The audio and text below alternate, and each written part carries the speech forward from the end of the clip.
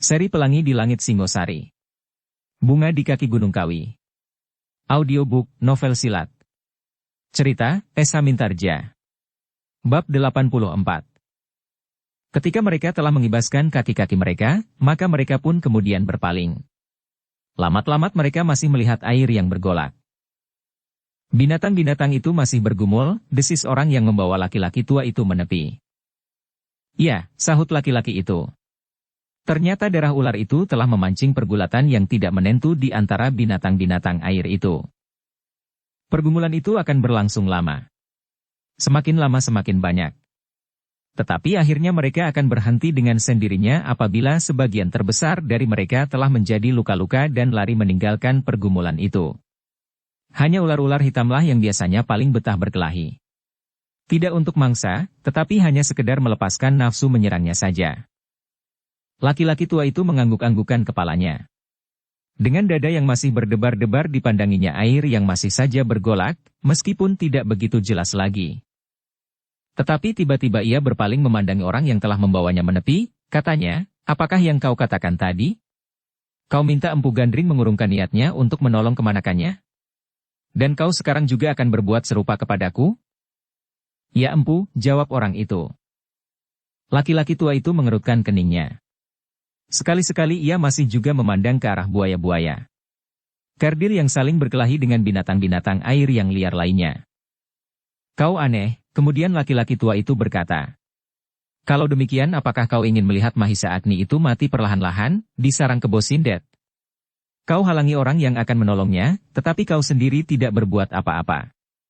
Padahal agaknya kau sudah mengenal jalan di dalam rawa-rawa ini seperti juga kebo Sindet mengenalnya." "Ya, aku memang sudah mengenal jalan-jalan di dalam air itu. Di sini ada 3 jalan yang dapat ditempuh.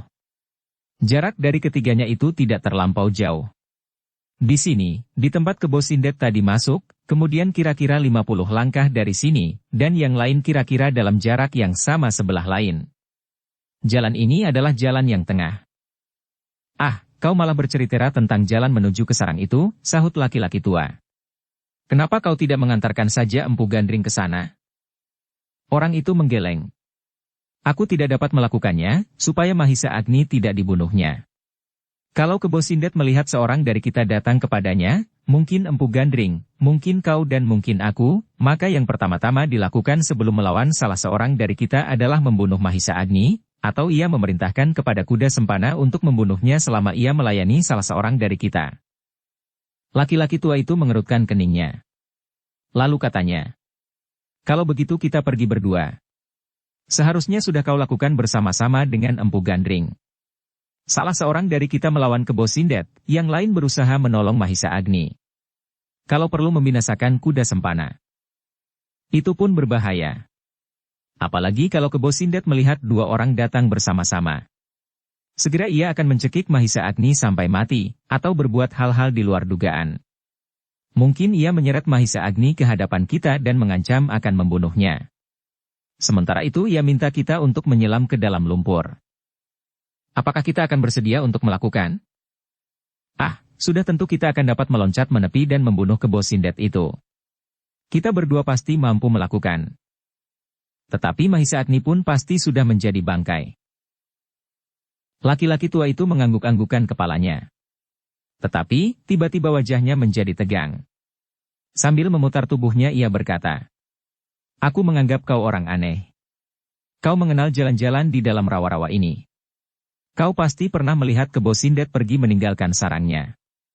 Nah, kenapa kau tidak masuk ke dalamnya pada saat-saat kebo Sindet itu pergi, dan menyelamatkan Mahisa Agni? Kalau Mahisa Agni itu sudah lepas dari tangan kebo Sindet, maka kau pasti akan dapat berbuat sekehendakmu atasnya. Menantangnya berkelahi sampai salah seorang dari kalian mati. Kau atau kebo Sindet?" Orang itu mengangguk-anggukan kepalanya. Tetapi wajahnya tidak menunjukkan kesan apapun juga. Suaranya masih juga bernada datar. Tanpa ragu-ragu orang itu berkata, "Ya. Kalau aku mau aku akan dapat melakukannya." "Kenapa tidak kau lakukan hal itu?" "Aku pun minta maaf pula kebo ijo. Aku mempunyai pertimbangan lain." "Pertimbangan apa?" Orang itu tidak segera menjawab. Dilontarkannya pandangan matanya jauh-jauh ke tengah-tengah rawa-rawa itu.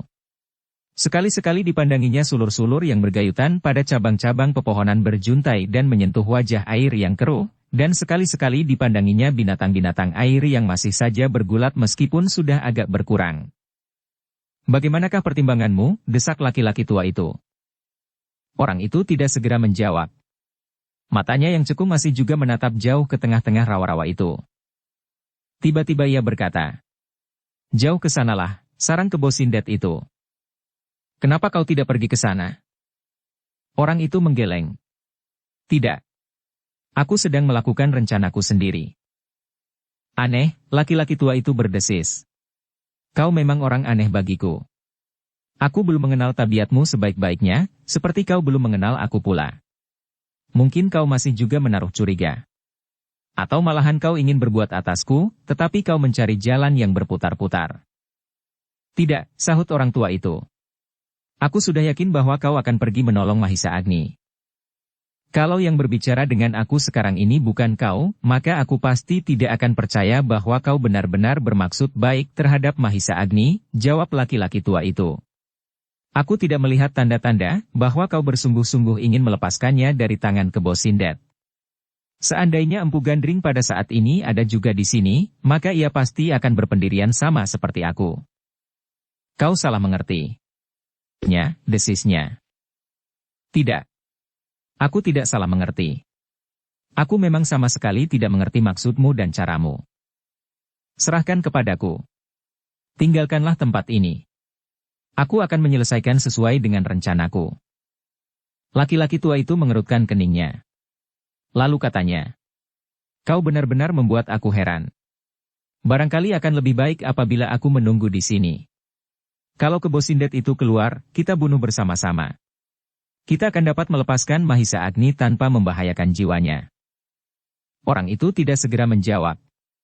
Kerut-merut dahinya membayangkan suatu pergolakan di dalam dadanya. Sejenak kemudian, perlahan-lahan ia menjawab. "Hal itu memang mungkin kita lakukan Empu, tetapi aku tidak akan puas. Meskipun kebo Sindet akan terbunuh, namun kematiannya tidak akan menumbuhkan persoalan di dalam dirinya. Di saat-saat ia menghadapi maut karena kita berdua bersama-sama melawannya, ia tidak akan heran bahwa akhirnya ia harus mati. Tetapi aku tidak ingin berbuat demikian. Aku akan membuatnya menjadi bingung dan tidak dapat mengerti apa yang terjadi." Laki-laki tua itu masih menggelengkan kepalanya. "Aku pun tidak mengerti. Kalau kau ingin membuat kebo Sindet bingung, maka yang pertama-tama menjadi bingung adalah aku. Selain hal-hal yang membingungkan kau Empu," orang itu telah menyambung. "Aku pun sudah mematerikan suatu keinginan di dalam hatimu, bahwa tanganku sudah tidak pantas lagi untuk diwarnai dengan darah. Seumurku dan seumurmu Empu, sebaiknya sudah tidak menambah dosa lagi." Laki-laki tua itu mengangguk-anggukan kepalanya. Perlahan-lahan ia menjawab. "Sebenarnya aku pun berkeinginan untuk berbuat demikian. Tetapi kali ini aku berada dalam keadaan yang khusus. Aku akan merasa berdosa dan menambah dosaku yang telah bertimbun-timbun itu apabila aku tidak berbuat sesuatu untuk melepaskan Mahisa Agni dari tangan iblis-iblis dari kemundungan." "Kau telah melakukannya," sahut orang itu. "Kau sudah terlepas dari segala akibat yang timbul dari keadaan Mahisa Agni yang bagaimanapun juga. Aku sudah mengambil keputusan bahwa aku akan membebaskan dengan caraku." Laki-laki tua itu menarik nafas dalam-dalam. "Aku benar-benar bingung dan tidak mengerti. Apakah kau sudah kerasukan roh jahat dari Wong Sarimpat?" Orang itu mengernyitkan alisnya. "Ah," desahnya. "Apakah kau tidak percaya kepadaku?" "Seharusnya aku percaya. Terlampau percaya. Tetapi sikapmu meragukan aku. Atau, apakah kau sedang memperolok-olokkan aku?" "Tidak, aku berkata sebenarnya." Laki-laki tua itu terdiam sejenak. Tetapi kemudian ia menggelengkan kepalanya. "Tidak masuk di akalku. Jangan kau peningkan kepalamu karena persoalanku dengan anak itu, Empu. Sebaiknya kau kembali, beristirahat dan mensucikan diri." Laki-laki itu masih berdiam diri sejenak. Tetapi tiba-tiba ia menggeleng. "Tidak. Aku akan pergi ke sarang iblis itu untuk membebaskan Mahisa Agni. Kalau kau tidak mau mengotori tanganmu dengan darah, maka biarlah aku sendiri yang melakukan." Aku hanya minta kau menunjukkan jalan. Orang itu menarik nafas dalam-dalam. Jawabnya, jangan Empu. Tinggalkan saja tempat ini. Empu Gandring pun bersedia berbuat demikian. Kenapa kau tidak? Empu Gandring pada saat itu tidak dapat meragukanmu. Pada saat itu semuanya baru saja terjadi. Tetapi kini beberapa waktu telah lampau, dan Mahisa Agni masih saja belum terbebaskan. Apakah aku masih dapat mempercayaimu? Setidak-tidaknya aku mencurigai kemampuanmu, seandainya kau benar-benar ingin melepaskannya dari tangan Kebo Sindet. Yang tidak masuk di akalku adalah, karena kau menolak bekerja bersama dengan aku untuk kepentingan Mahisa Agni itu. Orang itu menarik nafas dalam-dalam. Kerut-merut di wajahnya seakan-akan menjadi semakin dalam. Perlahan-lahan ia mengangguk-anggukan kepalanya sambil berdesis. Aku dapat mengerti seandainya kau menjadi ragu-ragu Empu. Tetapi aku tidak dapat berbuat lain. Kalau kau bersedia, aku ingin membantumu. Atau kau membantuku seandainya kau tidak mau lagi mengotori dirimu dengan dosa-dosa baru. Sebab bagiku, apa yang aku lakukan ini justru untuk mencegah atau setidak-tidaknya mengurangi dosa-dosa baru yang akan terpaksa terjadi karena dosa-dosaku yang telah bertumpuk itu. Orang itu tidak segera menjawab. Direnunginya rawa-rawa yang kini telah menjadi semakin jelas terhampar di muka kaki mereka. Pedut semakin tipis-tipis kini telah lenyap disapu oleh angin yang semakin keras berhembus dari dalam hutan. Empu, apakah kau sudah tidak mempunyai tanggungan apapun lagi? Laki-laki tua itu berpaling. Wajahnya yang keheran-heranan itu tampak berkerut-merut. Apakah maksudmu? Laki-laki tua itu bertanya. Apakah kau sudah tidak mempunyai kewajiban-kewajiban lagi di padepokanmu, misalnya menyiapkan murid-muridmu atau kewajiban apapun lagi? Aku tidak tahu maksudmu. Tetapi aku kira aku sudah tidak mempunyai tanggungan dan kewajiban apapun lagi selain melepaskan Mahisa Agni. Tidak ada lagi muridmu yang memerlukan bimbinganmu. Laki-laki tua itu menggeleng. Tetapi ia bertanya. Apakah maksudmu bahwa aku pasti akan mati di tengah rawa-rawa itu? Tidak. Kau selalu salah paham. Lalu? Aku tidak dapat menolak keinginan baikmu menolong aku melepaskan Mahisa Agni. Tetapi itu memerlukan waktu yang lama, karena itu aku tidak dapat minta kepada Empu Gandring untuk melakukannya, sebab ia mempunyai anak istri tanggungan dan kewajiban. Tetapi seandainya kau bersedia, maka aku akan berterima kasih sekali kepadamu. Apa yang harus aku lakukan? Tinggal di sini bersama aku. Tidak terbatas waktu, sampai Mahisa Agni dapat terlepas dari tangan Kebo Sindet dengan caraku. Laki-laki tua itu terdiam sejenak. Kerut-merut di keningnya menjadi semakin dalam. Berbagai pertimbangan berkecamuk di dalam dadanya. Namun, kemudian laki-laki tua itu terlempar ke dalam suatu keinginan untuk mengetahui apa yang akan dilakukan oleh orang itu. Cara yang akan dipakainya untuk melepaskan Mahisa Agni. Sekilas ia ingin bertanya, cara apa yang akan ditempuhnya, tetapi agaknya orang itu merasa bahwa saatnya belum tiba untuk menyebutkannya. Bagaimana? Terdengar orang itu bertanya. Apakah kau dapat menyediakan waktu yang tidak terbatas itu? Laki-laki tua itu menjadi ragu-ragu sejenak. Namun keinginannya untuk mengetahui apa yang akan terjadi mendesaknya, sehingga ia berkata. Sebenarnya aku tidak tahu apakah yang akan kau lakukan itu menguntungkan Mahisa Agni. Tetapi aku ingin tahu apa yang akan terjadi.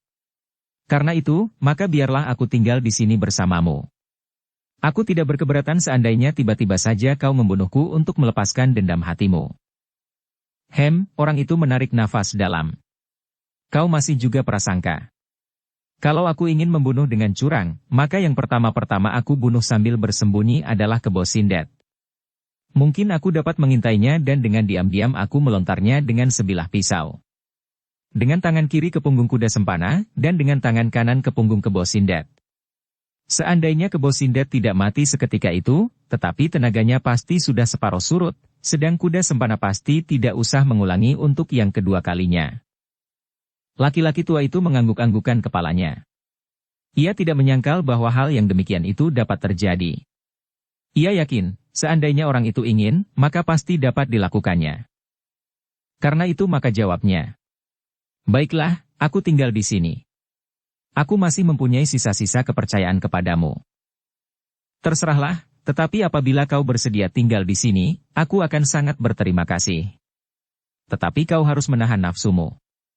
Betapapun mengendap hati dan nalarmu, tetapi sifat-sifatmu masih saja tumbuh setiap saat.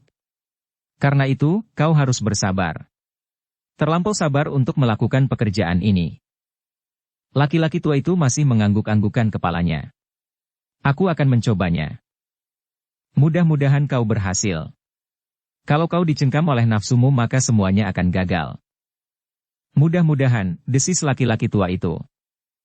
Kalau begitu, marilah kita menepi. Jalan ini adalah jalan yang sering dilalui oleh kebo Sindet dan kuda sempana. Baru saja ia masuk ke dalam sarangnya. Tetapi mereka tidak kerasan berada di rumah mereka. Paling lama mereka berada di sana 1 hari 1 malam. Kemudian mereka pergi lagi untuk 2-3 hari. Kemana saja mereka itu pergi? Kau berbuat serupa itu lagi. Orang itu menggeleng. Aku tidak tahu. Tetapi adalah kebiasaan kebo Sindet untuk berjalan dari lorong ke lorong, dari padesan ke padesan. Dari rumah ke rumah. Ia adalah seorang raja yang tidak bermahkota. Tak seorang pun yang berani menentang kehendaknya. Dan kau lebih baik tidur saja selama ini. Sudah aku katakan. Ikutlah aku berbuat sesuatu. Laki-laki tua itu terdiam. Dan sejenak mereka saling berdiam diri, sehingga desir angin di dedaunan terdengar semakin nyata di antara gemersik sayap burung-burung liar yang berkeliaran di pepohonan. Mari kita menepi. Patan untuk melawan. Di mana kau tinggal selama ini? Di mana-mana. Di antara pepohonan dan gerumbul-gerumbul liar itu. Tetapi aku kadang-kadang berada di lereng-lereng bukit kecil itu. Bagaimana kalau tanah itu longsor? Akibatnya sudah pasti. Aku mati tertimbun di bawahnya. Laki-laki tua itu bertanya lagi. Keduanya berjalan dan menyelinap di belakang gerumbul-gerumbul liar. Mereka kemudian berhenti di sebuah ereng-ereng padas dari sebuah gumuk kecil. Di sini aku berteduh bila hujan turun.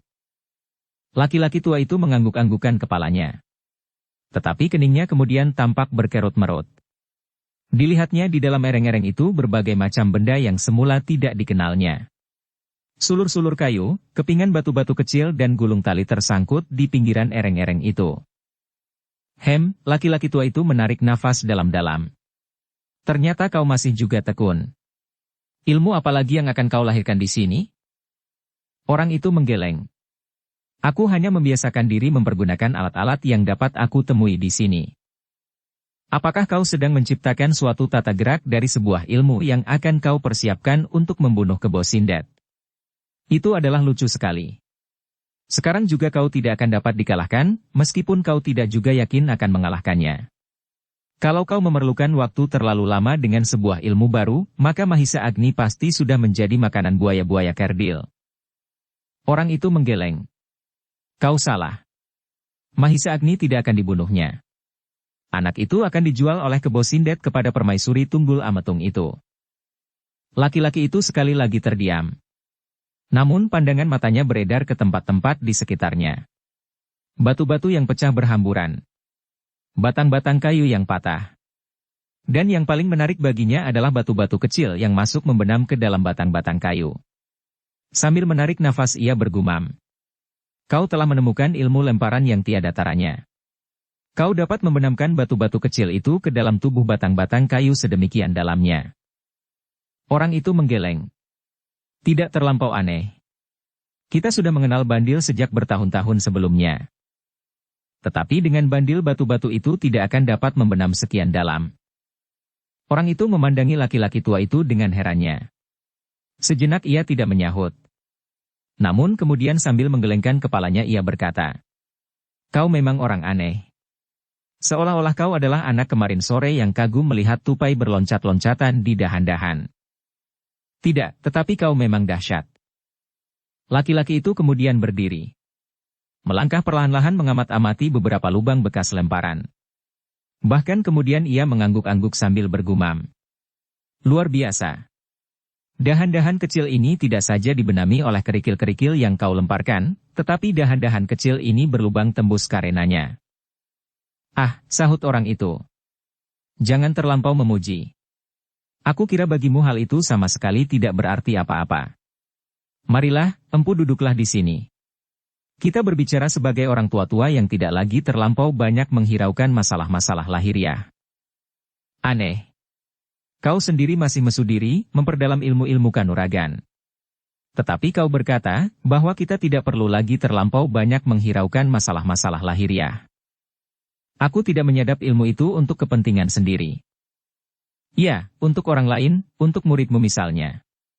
Tetapi dengan demikian bukankah kau ingin mendapat kelangsungan dari masalah-masalah lahiriah yang kau tekuni ini?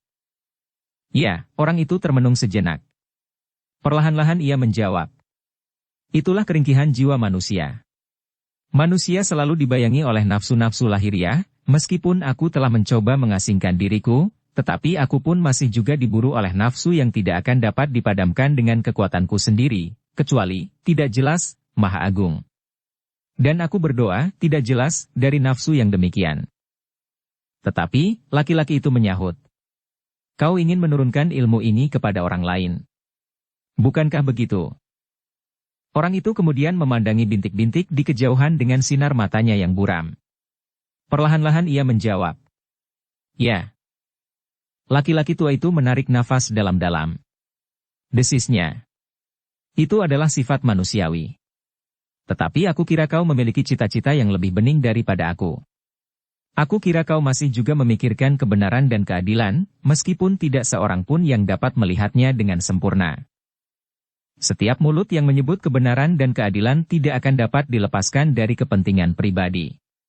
Aku pun tidak dapat melepaskannya pula. Kebenaran dan keadilan yang menguntungkan diriku sendiri. Tetapi ada nilai-nilai yang umum dari kebenaran dan keadilan. Nilai-nilai yang sewajarnya menurut penilaian manusia yang picik betapapun juga ilmunya bertimbun di dalam diri. Dan penilaian itulah yang sejauh-jauhnya kita pergunakan. Nilai-nilai manusiawi yang goyah, sahut orang itu. Kalau saja kita dapat berpegangan kepada nilai-nilai yang abadi. Nilai-nilai yang tidak dapat digayuh oleh kekuatan manusia. Setidak-tidaknya kita berusaha. Tetapi kita memang harus menyadari bahwa tidak ada seorang pun, ya tidak seorang pun yang dapat melihat nilai-nilai yang sempurna dari kebenaran dan keadilan itu. Meskipun demikian, kita berusaha untuk menemukannya. Kita harus bersandar diri kepada budi yang bening. Bukan datang dari kebijaksanaan kita sendiri, tetapi hanya dapat ada pada diri kita apabila kita mendapat kemurahan dari Yang Maha Agung. Orang itu berhenti sejenak sedangkan laki-laki tua yang berdiri beberapa langkah daripadanya itu memperhatikannya dengan sungguh-sungguh. Kau akan mengerti. Kemarilah. Duduklah di sini. Aku dapat merebus air buat menghangatkan tubuh kita, empu. Ya, laki-laki itu memutar tubuhnya dan berjalan mendekati orang yang masih saja duduk di perenggumuk padas. Salah satu dari kebodohanku adalah, bahwa aku lebih tertarik pada kedahsyatan permainan kerikil daripada nilai-nilai yang kau katakan. Jangan cemas. Aku pun masih juga lebih banyak berbuat demikian. Sudah aku katakan. Marilah kita memohon, agar kepada kita diturunkannya budi bening dan mulus-mulus, supaya kita dapat melihat jalan yang paling bersih yang harus kita tempuh. Laki-laki tua itu menarik nafas dalam-dalam. Sekali lagi aku mengagumi nilai kanuraganmu. Kau agaknya telah berhasil meletakkan dasar dari ilmumu yang baru. Kau selalu kembali kepada hal itu juga. Apakah kau mempunyai nama buat ilmumu yang baru? Sama sekali bukan baru. Kau pun akan dapat melakukannya. Kita tinggal menyalurkan kekuatan yang telah kita miliki untuk mendasari lontaran batu itu. Aku mengerti. Tetapi menilik bekas-bekasnya, kau dapat melempar lebih dari satu batu. Bahkan lebih dari 5 batu sekaligus dan mengenai sasaran yang kau kehendaki. Permainan kanak-kanak. Sudahlah. Marilah kita berbicara tentang yang lain. Tentang sepasang pedangmu misalnya. Apakah itu juga sejenis ilmu yang baru? Sepanjang umurmu kau tidak pernah membawa pedang. Apalagi berpasangan. Aku akan berhadapan dengan iblis kemundungan. Aku sudah berniat bertempur sampai salah seorang dari kami mati. Itulah sebabnya aku membawa senjata rangkap. Seandainya tanganku ada 3, maka aku pun pasti membawa 3 pucuk senjata. Orang yang diajaknya berbicara tersenyum. Jawabnya. Kenapa tidak kau pasang tanduk sama sekali di kepalamu, taji di kaki dan siku tanganmu, Empu? Laki-laki tua itu pun tersenyum pula. Katanya, aku bersungguh-sungguh ingin membunuh Kebo Sindet. Di mana senjatamu, ciri kebesaran namamu selama ini? Laki-laki tua itu menarik nafas dalam-dalam. Tetapi ia tidak segera menjawab pertanyaan itu. Sejenak kedua orang tua-tua itu terdiam. Tetapi laki-laki tua berpedang itu tidak henti-hentinya mengherani kerikil-kerikil yang membenam ke dalam batang-batang kayu. Maka katanya kemudian, pedang, tombak atau apapun adalah senjata-senjata yang paling umum dipakai. Tetapi ketepatan membidik adalah kekhususan. Mungkin aku juga dapat melontarkan batu dengan kekuatan seperti yang kau lakukan. Tetapi aku tidak mempelajari sifat-sifat dari cara yang demikian. Sehingga aku pasti tidak akan setangkas dan secepat kau melakukannya, apalagi ketepatan membidik sekaligus untuk 5-10 butir kerikil. Ah, lawannya berbicara menyahut. Kau yakin bahwa aku dapat berbuat demikian? Pengamatanku biasanya tidak berbohong. Apalagi menilik kebesaran namamu. Kau memuji. Tidak, sejenak orang itu terdiam. Apakah kau mau mencobanya sekali saja supaya aku yakin? Tidak perlu. Aku perlu meyakinkan pengamatanku. Kalau kau tidak yakin sekalipun, aku tidak berkeberatan. Apakah ilmumu itu kau rahasiakan? Orang itu terdiam. Berilah aku kesempatan melihat ilmumu. Kalau kau tidak menyebutnya sebagai suatu cabang ilmu tata bela diri, katakanlah permainan batu-batu kerikilmu. Orang itu menggeleng. Tidak perlu. Jangan seperti laki-laki cengeng, berkata laki-laki tua itu. Kita sudah sama-sama tua. Dan bukankah kita sudah saling berjanji untuk bersama-sama melepaskan Mahisa Agni? Kelak kau akan melihatnya, tetapi tidak perlu dengan khusus aku perlihatkan kepadamu. Hanya anak-anak muda yang masih mengagumi dirinya sendiri akan berbuat demikian. Laki-laki itu tidak memaksanya lagi.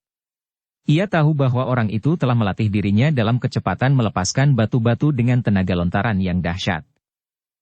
Tetapi agaknya bukan itu saja. Ia melihat sulur-sulur di dalam pereng itu. Agaknya ia telah melatih diri dalam berbagai macam penggunaan senjata yang dapat diketemukannya di dalam hutan itu. Ternyata orang itu dapat melihat perasaannya menilik sikapnya. Maka katanya, apakah kau heran melihat benda-benda itu di sini? Kalau demikian kau seperti aku pula yang heran melihat pedang-pedang itu di lambungmu. Kau belum menjawab pertanyaanku, di mana senjatamu itu? Aku kini membawa pedang, jawab laki-laki itu. Tetapi sebaliknya, kau mencoba mempergunakan senjata-senjata yang kau ketemukan di sekitar tempat ini. Kau ternyata tidak lagi mempergunakan senjata-senjata yang biasa dipakai orang. Kau menghindari pertanyaanku, Empu. Di mana senjatamu itu? Laki-laki tua itu termenung sejenak. Dipandanginya pepohonan di sekitarnya. Hutan ini memang tidak begitu lebat, tetapi pepohonan raksasa tumbuh pula satu-satu di sana-sini. Kau berkeberatan untuk mengatakannya? Tetapi aku sudah melihat bahwa kau membawa sepasang pedang, besar dan agak kecil. Laki-laki itu menarik nafas dalam-dalam. Tiba-tiba ia berdesis lambat sekali. Senjataku telah patah. Orang itu mengerutkan keningnya. Bertahun-tahun kau mempergunakannya. Kenapa tiba-tiba saja patah? Tidak. Senjataku yang bertahun-tahun ikut dalam petualanganku yang jahat itu tidak patah. Senjata itu harus berpisah dengan aku. Kalau senjataku itu masih tersentuh nafasku, maka aku kira masih akan datang petualangan itu berulang. Senjata itu telah aku berikan kepada muridku. Sekali lagi orang itu menjadi heran. Jadi kau ingin menghentikan petualanganmu dan membiarkan muridmu itu bertualang. Aku tidak dapat mengerti, Empu. Muridku memiliki jiwa yang kuat. Ia anak yang baik, dan aku sudah mencoba menasehatinya supaya ia bercermin kepadaku, kepada gurunya. Beberapa puluh tahun aku bertualang tanpa ujung dan pangkal untuk mengumpulkan kekayaan. Namun sekarang aku sama sekali tidak memerlukannya. Aku tidak dapat membebaskan Mahisa Agni itu dengan kekayaan yang ada padaku. Meskipun mungkin aku dapat menawar untuk kebebasan Agni dengan tebusan itu, tetapi aku tahu betapa liciknya Kebo Sindet. Ia akan menerima uang dan kekayaan itu. Tetapi aku yakin bahwa Mahisa Agni tidak akan dibebaskannya, apabila iblis itu belum terbunuh. Orang itu mengangguk-anggukan kepalanya. Jadi kau yakin bahwa muridmu itu tidak akan berbuat seperti kau? Ya. Ia adalah anak yang paling aku benci sebelumnya karena ia tidak dapat menyesuaikan dirinya dengan keinginanku. Namun akhirnya aku tahu bahwa ia adalah murid yang paling baik. Apalagi ketika aku tahu bahwa ia terjerumus masuk ke dalam padepokanku. Aku tahu bahwa ia menentang sikapku saat-saat itu. Tetapi ia tidak dapat berbuat apa-apa. Ia kemudian bersikap acuh tak acuh saja, asal ia menerima sekedar ilmu. Dan aku pun menurunkan ilmu yang paling sedikit kepadanya. Tetapi akhirnya ia adalah muridku yang paling baik. Kepadanya aku serahkan semuanya. Senjata ciri kebesaranku itu pun aku berikan kepadanya. Sentuhan senjata itu dengan aliran darahnya, tidak akan menimbulkan kejahatan seperti yang pernah aku lakukan. Orang itu masih mengangguk-anggukkan kepalanya. Kemudian ia bertanya, "Lalu apakah yang empu katakan patah itu?" Senjata semacam itu juga. Tetapi yang lain, rangkapannya. Senjata itu patah ketika aku berkelahi dengan iblis dari kemundungan ini. Kemudian aku terpaksa mempelajari ilmu pedang. Aku tidak akan minta senjataku kembali. Aku ingin melawan Kebo Sindet yang bersenjata golok itu dengan pedang. Orang itu mengangguk-anggukkan kepalanya. Sejenak ia tidak mengucapkan kata-kata. Dia matinya beberapa macam benda yang ada di pereng padas yang dipergunakannya sebagai rumahnya itu. Untuk berteduh jika hujan turun. Namun tiba-tiba ia berkata, "Empu, kalau muridmu yang seorang itu tidak kau sukai, kenapa ia dapat menjadi muridmu?" Itu adalah karena ketamakanku masa-masa yang lampau. Aku ingin mempunyai murid yang sebanyak-banyaknya. Murid-murid yang tidak sesuai dengan pendirian gurunya akan banyak merugikan perguruannya. Pasang tanduk sama sekali di kepalamu, taji di kaki dan siku tanganmu, empu. Aku tidak mempedulikan di saat-saat itu. Siapa yang dapat memenuhi syarat yang aku tetapkan, maka ia dapat menjadi muridku. Apakah syarat itu? Sekeping emas, atau sekerat permata? Oh, orang itu menarik nafas dalam-dalam. Kau memang aneh. Tetapi saat-saat yang demikian itu sudah lampau. Aku sudah menyerahkan semuanya kepada muridku. Aku sudah berkata kepadanya beberapa kali dan aku ulangi lagi ketika aku pergi yang terakhir bahwa yang lampau itu ternyata salah dan tidak berarti apa-apa. Muridmu yang mana? Justru yang dahulu kurang dapat mengikuti keinginan-keinginanku. Ketika aku pergi untuk mencari Mahisa Agni yang terdahulu, aku pun sudah bertekad untuk mati seperti saat ini. Tetapi aku tidak mati, justru Wong Sarimpatlah yang mati. Aku masih dapat kembali ke padepokanku dan menyembuhkan luka-lukaku. Tetapi ternyata Mahisa Agni belum terbebaskan. Nah, sekarang, sisa-sisa umurku ini akan aku pergunakan dalam usaha membebaskan anak yang terperosok ke tangan iblis dari kemundungan ini, karena sebagian terbesar adalah karena salahku. Orang itu mengangguk-anggukkan kepalanya pula.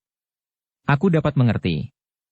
Dan kau telah mencoba menyusun ilmu pedang untuk melawan ilmu Kebo Sindet yang terkenal serta goloknya yang berbau maut itu. Sebenarnya kau lebih menakutkan dengan tongkat panjangmu yang menggemparkan itu, empu.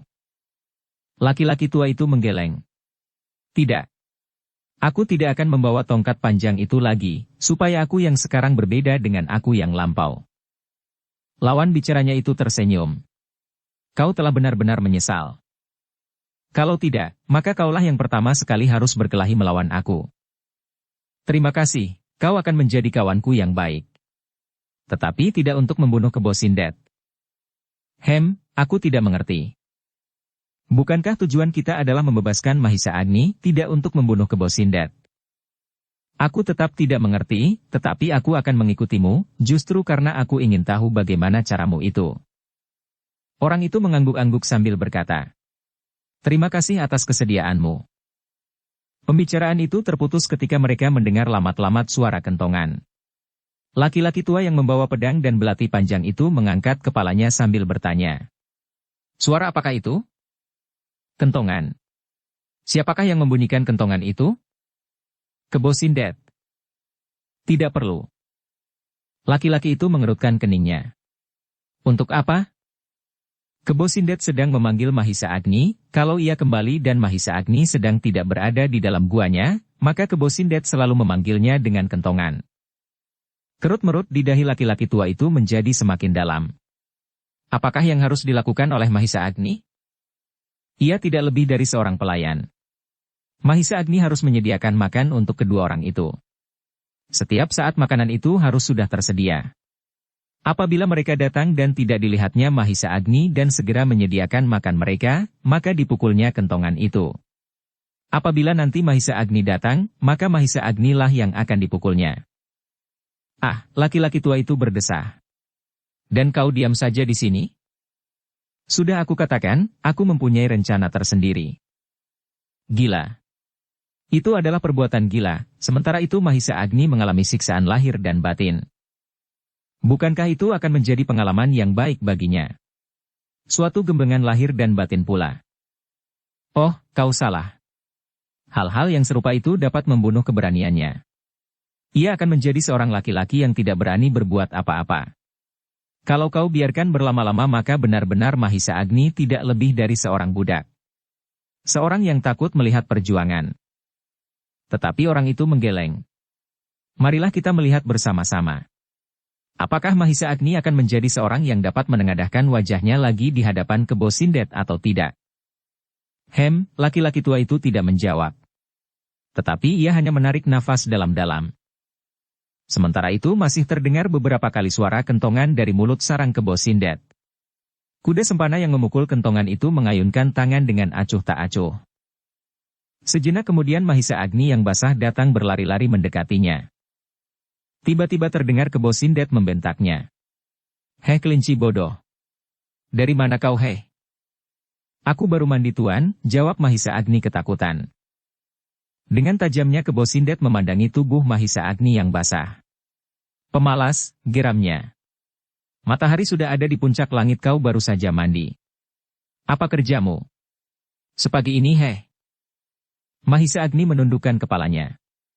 Tetapi tiba-tiba ia terdorong dan jatuh terpelanting ketika tangan Kebo Sindet menampar pipinya. Kuda sempana memalingkan mukanya. Ia melihat Mahisa Agni dengan susah payah bangun dan duduk sambil menundukkan kepalanya dalam-dalam. Tetapi kuda sempana itu menjadi acuh tak acuh saja. Bahkan kemudian dengan tidak berpaling lagi ia melangkah pergi. Meskipun demikian, tumbuh suatu pertanyaan di dalam hatinya. Mahisa Agni adalah seorang anak muda yang keras hati. Seorang yang hampir tidak mengenal takut sampai pun bertaruh nyawa, apalagi apabila ia berada di pihak yang tidak bersalah. Bahkan terhadap aku Tunggul Ametung pun Mahisa Agni tidak dapat menundukkan kepalanya, pada saat ia melarikan diri Ken Dedes dari Panawijen. Namun tiba-tiba anak itu kini menjadi benar-benar sejinak kelinci. Setiap kali Mahisa Agni hanya dapat menundukkan kepalanya dengan gemetar ketakutan. Apakah benar kata Paman Kebo Sindet? Kuda sempana bergumam di dalam hatinya. Bahwa dengan menekan perasaan Mahisa Agni setiap saat, maka jiwa anak muda itu pasti akan berubah dengan sendirinya. Ketahanan jiwa pasti akan goyah. Setiap kali ia harus mengalami ketakutan dan kecemasan. Setiap kali ia harus dipaksa untuk tunduk dan berlutut, sehingga akhirnya ia akan kehilangan segala sifat-sifatnya. Mustahil, hatinya terbantah sendiri. Kekerasan hati Mahisa Agni tidak akan dapat dicairkan dengan cara itu. Tetapi kenapa sifat-sifatnya kini berubah sama sekali, pertanyaan itu selalu mengganggunya. Apakah aku pun akhirnya akan kehilangan kedirianku? Kuda sempana itu mengangguk-anggukan kepalanya. Ya, aku memang sudah kehilangan diriku sendiri. Guruku hampir terbunuh oleh Paman Kebo Sindet dan Wong Sarimpat. Bahkan mungkin kini sudah mati benar-benar. Dan aku berada di sini membantunya. Kuda sempana itu tertegun sejenak. Tetapi ketika ia berpaling maka ia sudah agak jauh sehingga ia tidak melihat lagi apa yang dilakukan oleh Kebo Sindet atas Mahisa Agni. Mungkin pendapat itu benar, dan Paman Kebo Sindet sedang membentuk seorang Mahisa Agni yang jinak dan tidak berani berbuat apapun. Kuda sempana itu pun kemudian melangkah terus. Ia ingin membersihkan dirinya, mandi justru di dalam air yang keruh. Tetapi kini ia sudah menjadi biasa dengan air yang keruh itu. Bahkan minum pun tidak lagi terasa muak, meskipun ia tahu bahwa di dalam rawa-rawa itu kadang-kadang terapung sisa bangkai binatang-binatang yang mesti dibunuh oleh buaya-buaya kerdil. Kebo Sindet yang melihat Mahisa Agni duduk dengan gemetar membentak dengan kerasnya. Ayo pergi. Siapkan makan kami. Kalau masih juga selalu bermalas-malas, maka kau sekali lagi akan aku ikat di pohon itu dan aku pukuli sampai kulitmu terkelupas. Dengan menggigil Mahisa Agni bangkit perlahan-lahan. Ketika ia telah tegak berdiri dan melangkah meninggalkan Kebo Sindet, tiba-tiba kaki iblis itu mendorong punggungnya, sehingga anak muda itu jatuh terjerembab. Sekali lagi Mahisa Agni mencoba merangkak bangkit. Ketika ia mencoba berpaling, dilihatnya sorot mata Kebo Sindet seolah-olah menusuk jantungnya, sehingga segera Mahisa Agni itu memalingkan wajahnya. "Cepat pergi setan kecil," teriak Kebo Sindet. Mahisa Agni pun segera bangkit dan berjalan cepat-cepat meninggalkan Kebo Sindet yang berdiri saja mengawasinya. Meskipun wajahnya sama sekali tidak berkesan apapun, namun sorot matanya memancarkan kepuasan hatinya. Perlahan-lahan ia berdesis. Sebentar lagi anak itu pasti akan menjadi seekor siput yang tidak berani berbuat apapun. Jika demikian maka ia akan menjadi barang dagangan yang menyenangkan sekali. Aku akan dapat membawanya ke Tumapel tanpa cemas lagi bahwa pemalas kecil itu akan berani melarikan dirinya. Atau membawa seseorang yang dapat menawarkannya kepada permaisuri untuk datang kemari. Anak itu pasti tidak akan berani berbuat apa-apa lagi. Demikianlah yang dilakukan oleh Kebo Sindet. Setiap hari apabila ia berada di dalam sarangnya itu, selalu menakut-nakuti, membentak-bentak, memukul dan apa saja untuk membuat Mahisa Agni kehilangan keberanian. Kebo Sindet mengharap, betapapun kuatnya jiwa seseorang, tetapi apabila setiap hari ia mendapat perlakuan yang mempengaruhi keberaniannya, maka akhirnya ketahanan jiwanya itu pasti akan runtuh pula. Seperti apa yang dilakukannya atas kuda sempana meskipun dengan cara yang berbeda. Kini ia melihat Mahisa Agni menjadi ketakutan apabila melihatnya sebelum ia berbuat apa-apa. Maka Kebo Sindet itu mengharap dalam waktu singkat, Mahisa Agni telah menjadi seorang yang mempunyai sifat seperti yang dikehendakinya. Mahisa Agni pun kemudian segera berlari ke dapur yang kotor. Segera dipersiapkannya makan buat Kebo Sindet dan kuda sempana. Nasi jagung dan daging rusa. Ikan yang didapatnya dari dalam rawa-rawa dan sejenis daging burung air. Mahisa Agni sendirilah yang harus memburu makanan yang disediakannya kepada Kebo Sindet dan Wong Sarimpat dengan panah. Di sekitar sarang yang dikitari rawa-rawa itu memang terdapat beberapa ekor rusa liar. Ternyata pulau di tengah-tengah rawa itu cukup luas bagi rusa-rusa itu untuk menikmati hidupnya. Dan rusa-rusa itulah yang setiap kali harus dicari oleh Mahisa Agni. Tetapi yang paling mudah dilakukan adalah mengail ikan di rawa-rawa itu dan mencari burung-burung air. Hanya jagungnya lah yang diterimanya dari kuda sempana setiap kali. Apabila jagung itu habis, maka kuda sempana dan Kebo Sindet mencarinya kemana saja, padesan-padesan yang dilaluinya. Hidup yang demikian itu harus dijalani oleh Mahisa Agni tanpa batas, kapan ia dapat lepas daripadanya, untunglah bahwa Kebo Sindet dan kuda sempana jarang berada di sarang mereka. Setiap kali mereka pergi meninggalkan tempat itu untuk waktu yang kadang-kadang cukup lama. Secepat-cepatnya 3-4 hari mereka baru kembali dan tinggal di tempat itu untuk waktu yang sama. Ketika kemudian Kebo Sindet dan kuda sempana makan, maka Mahisa Agni harus duduk di dekat mereka. Setiap kali Kebo Sindet memerlukan sesuatu, maka disuruhnya Mahisa Agni untuk mengambilkannya. "Ambil air panas," teriak Kebo Sindet tiba-tiba. Mahisa Agni terkejut. Segera ia bangkit dan berjalan tergesa-gesa ke bahagian belakang dari sarang mereka itu untuk mengambil air hangat. Ia sudah menjadi semakin sehat, desis Kebo Sindet kemudian kepada kuda sempana. Apabila ia telah menjadi sehat benar, maka ia harus dilemahkan. Setidak-tidaknya ia tidak dapat menyamaimu. Wajah kuda sempana sama sekali tidak menunjukkan kesan apapun. Namun ia menjawab, "Terserah kepada paman. Tetapi dalam keadaan apapun aku masih sanggup membunuhnya." Sekarang, ia sudah kehilangan sebagian terbesar dari keberaniannya. Kau memang dapat berbuat apa saja atasnya tanpa perlawanan. Tetapi kemajuan kekuatannya akan sedikit berbahaya juga bagimu. Sama sekali tidak. Kebo Sindet terdiam ketika ia melihat Mahisa Agni datang membawa mangkuk berisi air hangat. Setelah air itu seteguk diminumnya, maka sisanya tiba-tiba saja disiramkannya kepada Mahisa Agni yang duduk tepekur di sampingnya. "Gila." Kebo Sindet itu menggeram. "Kau tidak menyediakan gula kelapa untukku?" Mahisa Agni terkejut. Sekali lagi ia meloncat berdiri dan melangkah pergi. Tetapi Kebo Sindet berteriak, Kemana kau? Mengambil gula kelapa, jawab Mahisa Agni. Kau memang gila. Kau lihat, bahwa air panas itu telah habis seluruhnya. Mahisa Agni berdiri termangu-mangu. Ia tidak tahu apa yang harus segera dilakukan. Pergi, pergi. Kebo Sindet itu masih berteriak-teriak. Ambil air panas dan gula kelapa. Mahisa Agni pun segera meloncat pergi untuk memenuhi permintaan Kebo Sindet. Aku hampir berhasil, desis Kebo Sindet kepada kuda sempana.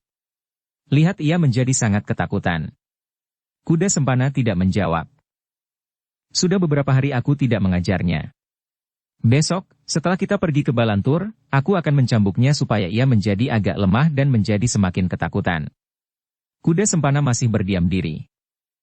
Apakah kau ingin melakukannya lagi seperti beberapa waktu yang lalu? Tidak. Saat itu pun aku sebenarnya tidak ingin mencambuknya. Tetapi paman memaksa aku untuk melakukannya. Kebo Sindet menyahut. Apakah kau juga sudah menjadi pengecut seperti Mahisa Agni? Kuda sempana terdiam. Kalau begitu aku harus berbuat sebaliknya terhadapmu. Kau harus menjadi laki-laki yang berani melihat darah, tetapi kau tidak akan dapat melepaskan diri dari tanganku kau mengerti? Kau harus melakukan beberapa kali. Mengelupas kulit Mahisa Agni, tetapi jaga jangan sampai ia mati. Kau harus dapat melakukannya tanpa kesan apapun di hatimu. Tidak perlu aku tidak kehilangan keberanianku menghadapi apa saja. Tetapi tidak menghadapi orang yang terikat. Hal itu tidak akan menambah kemampuan apapun padaku. Kebo Sindetlah yang kemudian berdiam diri untuk sejenak. Mereka tidak meneruskan pembicaraan itu ketika Mahisa Agni datang sambil membawa mangkuk air panas dan segumpal gula kelapa. Letakkan di situ, perintah Kebo Sindet.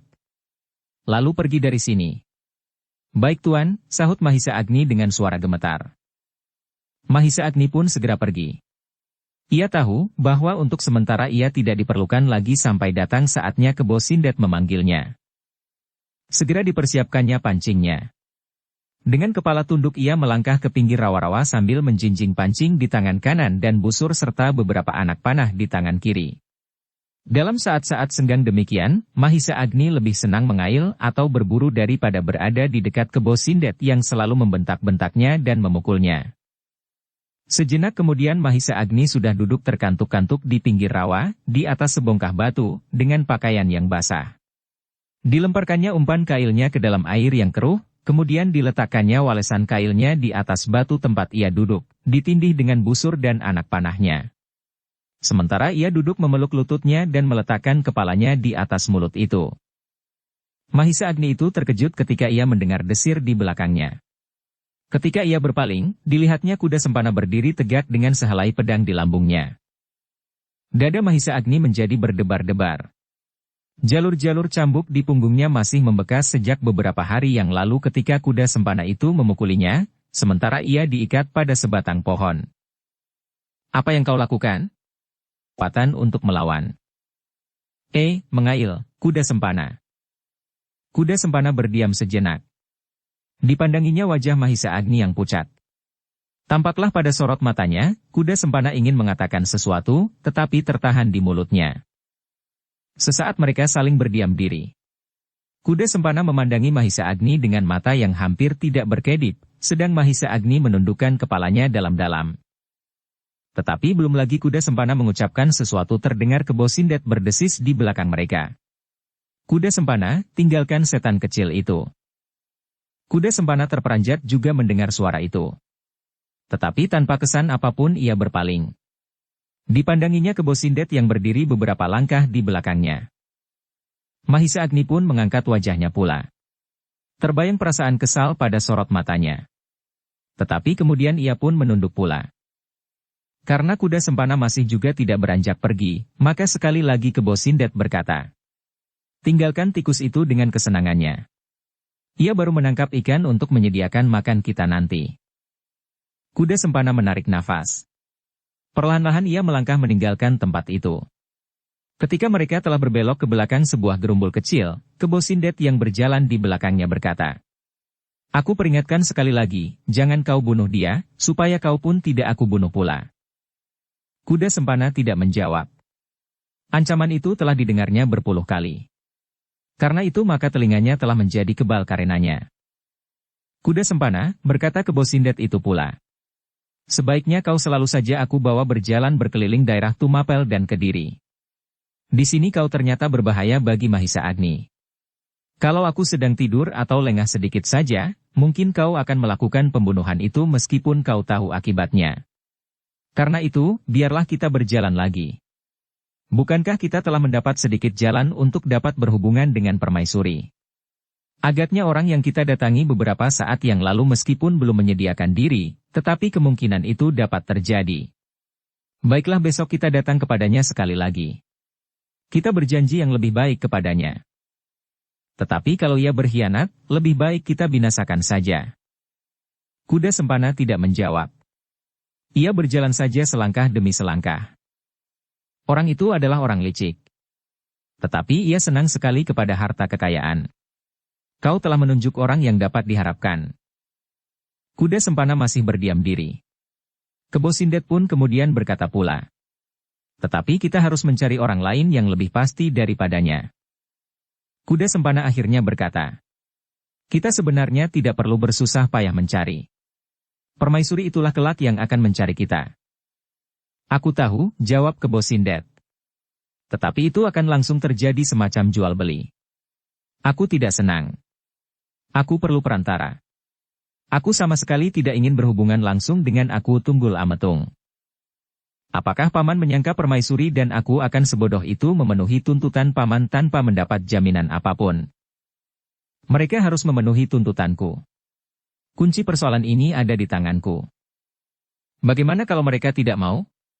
Dalam keadaan yang sangat parah. Mereka harus mau. Bagaimana pertimbanganmu seandainya sepotong kuping Mahisa Agni aku kirimkan kepada Permaisuri? Kuda Sempana adalah seorang anak muda yang berhati batu.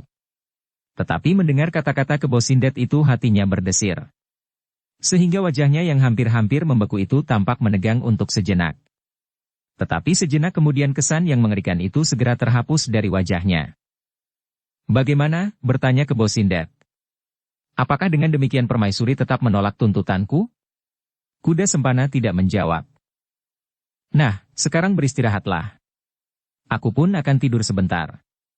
Tetapi ingat, jangan kau ganggu anak itu supaya bukan kuping atau hidungmu yang terpaksa aku kirimkan kepada Ken Dedes.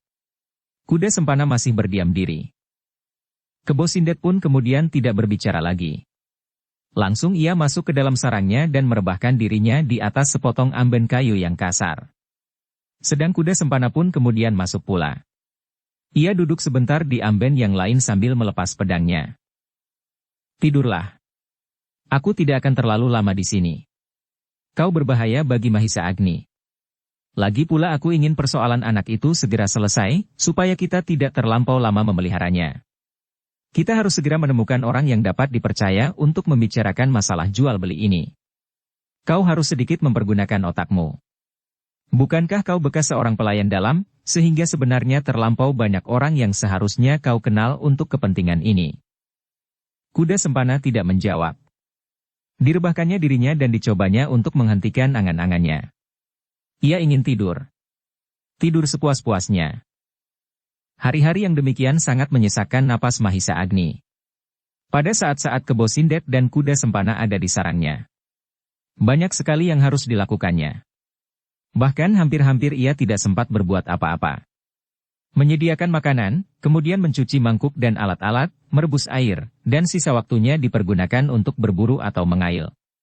Apabila ia tidak mendapat buruan cukup, maka tubuhnya pasti akan menjadi babak belur. Hal yang demikian itu hampir-hampir tidak dapat masuk akal Kuda Sempana. Pertanyaan tentang Mahisa Agni selalu saja menyelimutinya.